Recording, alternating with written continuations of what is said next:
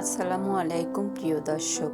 রমজান মাসে আমরা শুধুমাত্র ক্ষুধা ও তৃষ্ণা সহ্য করি না, আমরা আমাদের মন, হৃদয় আর আচরণও পরিবর্তনের চেষ্টা করি।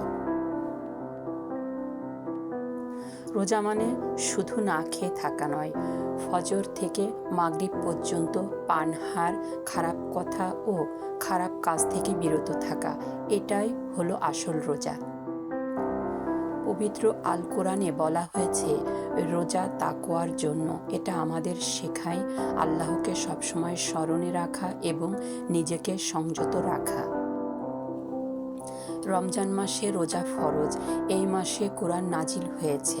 রমজান শুধু রোজার মাস নয়, এটা আমাদের ধৈর্য, কৃতজ্ঞতা এবং সহানুভূতি শেখার মাস।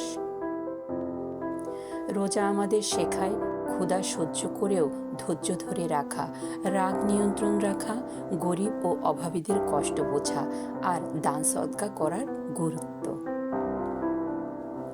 রোজা শুধুই না খেয়ে থাকা নয়, এটি আমাদের হৃদয়, মন এবং আচরণ পরিবর্তনের একটি সুযোগ। আমরা কি সেই শিক্ষা রমজানের পরও জীবনে ধরে রাখতে পারছি? রমজান আমাদের সহানুভূতিশীল হতে শেখায়। গরিবের কষ্ট বোঝা আর ধৈর্য ধরে রাখা এ মাসের বড় শিক্ষা।